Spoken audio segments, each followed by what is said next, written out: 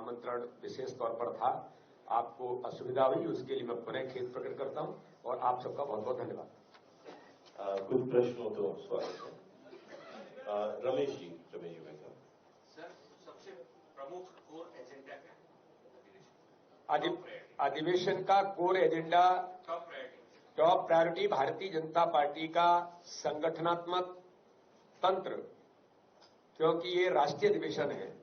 राष्ट्रीय अधिवेशन दिल्ली के अंदर आयोजित है, तो संगठन के काम के सुदृढ़ीकरण के साथ प्रत्येक बूथ के मजबूती का अभियान जो माननीय प्रधानमंत्री, माननीय राष्ट्रीय अध्यक्ष माननीय अमित शाह जी ने जो पूरे देश के अंदर जिसको लेकर के हमने काम किया है, उसके आधार पर आगामी आने वाले समय में माननीय प्रधानमंत्री जी ने जो कहा, भारतीय जनता पार्टी झाबुआ के एक विराट सभा के अंदर माननीय प्रधानमंत्री ने कहा कि जड़ी बूटी में दे रहा हूं कि भारतीय जनता पार्टी स्वयं के बल पर 370 सीटें जीतेगी, तो हर बूथ पर 370 वोट भारतीय जनता पार्टी को कैसे अभी तक के मिले हुए बूथ पर सर्वाधिक वोटों से 370 प्लस कैसे करेंगे और 370 सीटें जीत करके कमल का फूल individually Bharatiya Janata party, NDA गठबंधन तो 400 के पार लोग भी कह रहे हैं और आज इस पर विपक्ष भी कह रहा है कि भारतीय जनता पार्टी में एनडीए तो 400 पार के पार जा रहा है।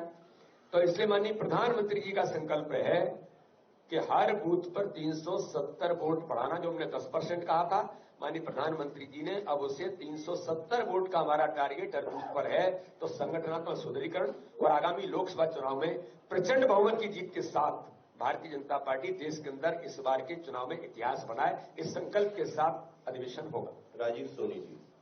सर, अभी चुनाव भी नजदीक आ गया, तो क्या प्रत्याशियों का कब तक है? 370 इसके बारे में भी मुझे ऐसा लगता है कि जल्दी ही हमारा केंद्रीय नेतृत्व, पार्लियामेंट बोर्ड, माननीय प्रधानमंत्री जी के नेतृत्व में जब उनको ये लगेगा कि प्रत्याशी चयन की प्रक्रिया तो सतत चलती रहती है, लेकिन केंद्रीय नेतृत्व को जब लगेगा कि अब हमें प्रत्याशी घोषित करना है, तो मुझे लगता है कि उस पर केंद्रीय नेतृत्व ही निर्णय करेगा। उमेश जी। एजेंडा की बात को आगे बढ़ाते हुए जानना चाहूंगा, क्या अयोध्या और काशी के बाद मथुरा भी रहने वाला है?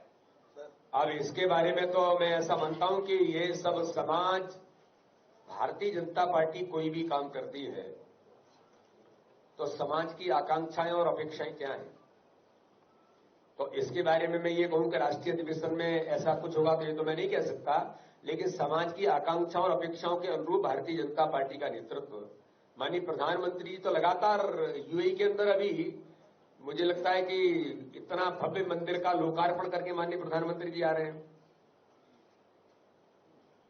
और भी कई देशों के अंदर माननीय प्रधानमंत्री जी ने भी इस दिशा में भारत के आध्यात्म को शक्ति और ताकत देने का काम किया है। तो मैं ऐसा मानता हूं कि इस दिशा में भारतीय जनता पार्टी के राष्ट्रीय अधिवेशन में ऐसी कोई चीज, इस पर कोई चर्चा होगी नहीं होगी ये तो मैं नहीं कह सकता, लेकिन मुझे ऐसा लगता है कि भारतीय जनता पार्टी की सरकार माननीय प्रधानमंत्री मोदी जी की उपस्थिति में राम मंदिर का भव्य प्राण प्रतिष्ठा जो हुई है, इसका जश्न जरूर मुझे लगता है कि मनेगा और इस पर पूरे राष्ट्रीय अधिवेशन भारतीय जनता पार्टी का, माननीय प्रधानमंत्री जी का, हमारे नेतृत्व का धन्यवाद जरूर करेगा। सुचंदा जी। भैया, आपने ये बताया कि not only present MPs, farmer MPs भी इनवाइटेड हैं और जो बोर्ड्स एंड कॉर्पोरेशंस के जो चेयरपर्सन हैं जिन्होंने स्टेप डाउन किया है, उनको भी इन्विटेशन दिया गया है। क्वेश्चन ये है कि अगर ये लोग जा रहे हैं, क्या फॉर्मर सीएम्स भी जा रहे हैं? क्या शिवराज जी भी इन्वाइटेड है और उमा जी भी इन्वाइटेड है? सभी इन्वाइटेड है। मतलब इसमें तो कोई जो भारत, मैंने कहा ना आपको, प्रदेश के वर्किंग कमेटी, प्रदेश के ऑफिस बेयर्स, कोर कमेटी, जो मैंने आपको उल्लेख किया है कि प्रदेश के पदाधिकारी, कोर कमेटी और बाकी जो हमारी क्राइटेरिया में जो चीजें उसमें जो भी आएंगे वो सभी उपस्थित हैं। मनोज सैनी जी।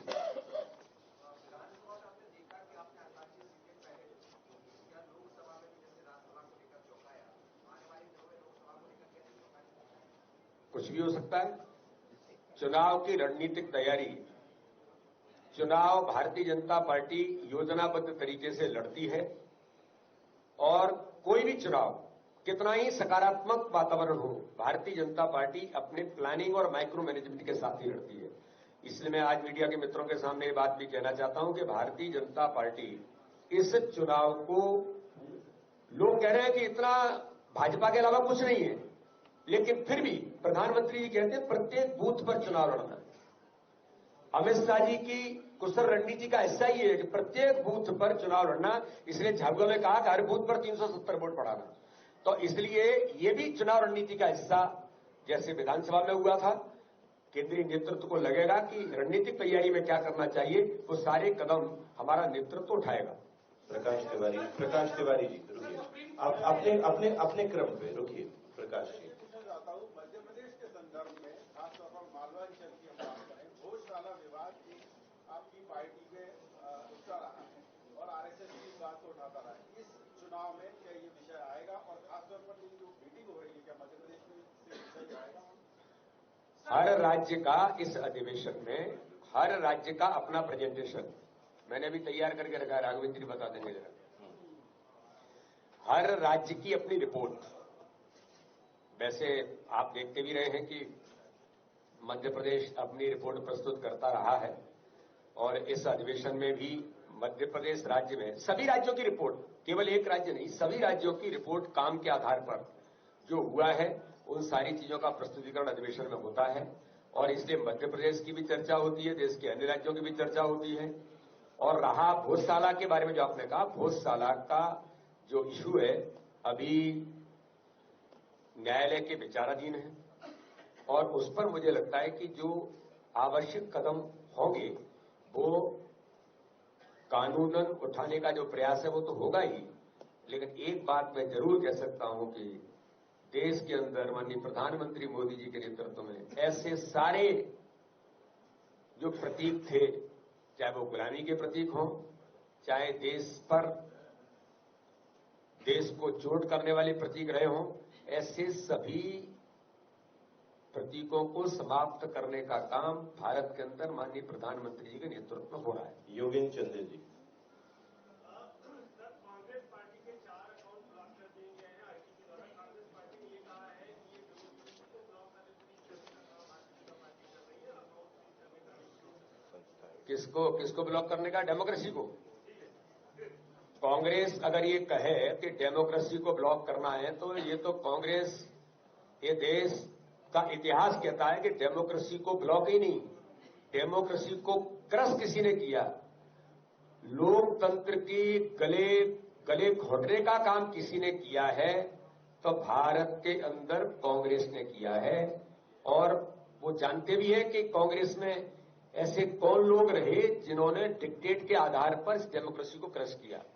तो इसलिए आर्थिक दृष्टि से शुचिता लाने के लिए आप सामने आइए ना, सही क्या है और गलत क्या है।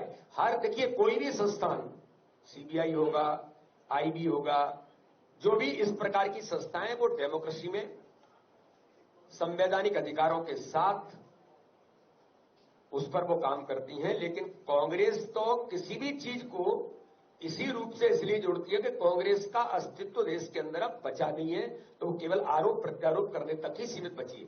संजय जी पूछिए। सर मेरा ये कहना है कि आपका चुनाव में कई बार, आपके लोकसभा में कई बार नाम आते हैं, जबलपुर से लड़ेंगे, भोपाल से या खजुराहो? कोई भी कार्यकर्ता कहां से चुनाव लड़ेगा इसका निर्णय केंद्रीय नेतृत्व करेगा, केंद्रीय नेतृत्व करेगा। हेमंत जी पूछिए। कमलनाथ जी के बारे में क्लियर होकर दीजिए।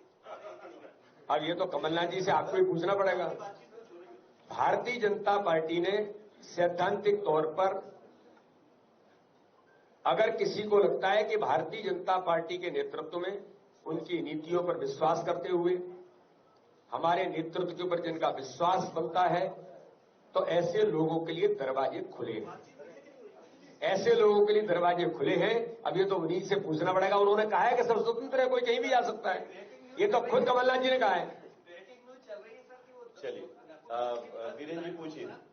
बातम जी रुकिए, वीरेंद्र जी पूछिए। अब ये तो जब हो जाएगा तब आप बिल्कुल देखिए। वीरेंद्र जी पूछिए। मेरा भी इससे जुड़ा हुआ था कि कितना गंभीर प्रस्ताव कमलनाथ जी और नकुलनाथ जी की तरफ से आपके पास आया है। देखिए, मेरा ऐसा मानना है कि इस दिशा में फिर मैं यही कहता हूं कि लोगों को अगर लगता है कि हम देश के लिए, समाज के लिए कुछ करना और पॉलिटिकली क्षेत्र में जाकर के करना, और वो हम करने के लिए भारतीय जनता पार्टी में प्रधानमंत्री मोदी जी के नेतृत्व में कर सकते हैं। तो आज मैं आपको वातावरण बता रहा हूं, हमने अपने दरवाजे इसलिए खोले हैं क्योंकि कांग्रेस में ऐसे लोग जिनको लगता है कि रामलला की प्राण प्रतिष्ठा का बहिष्कार कांग्रेस करती है, भारत के मन में राम है, भारत के हृदय में राम विराजमान है, उनका अपमान कांग्रेस करती है। तो वो जो लोग हैं जिनके मन के अंदर पीड़ा होती है तो उन्हें अवसर मिलना चाहिए। और अगर जिनका नाम आप ले रहे हैं उनके मन के हृदय में ये पीड़ा है तो मुझे लगता है कि उनका स्वागत है। वीरेंद्र जी स्वागत है उनका। सरवन जी पूछिए। बिल्कुल स्वागत है उनका। सरवन जी पूछिए, छोटा प्रश्न।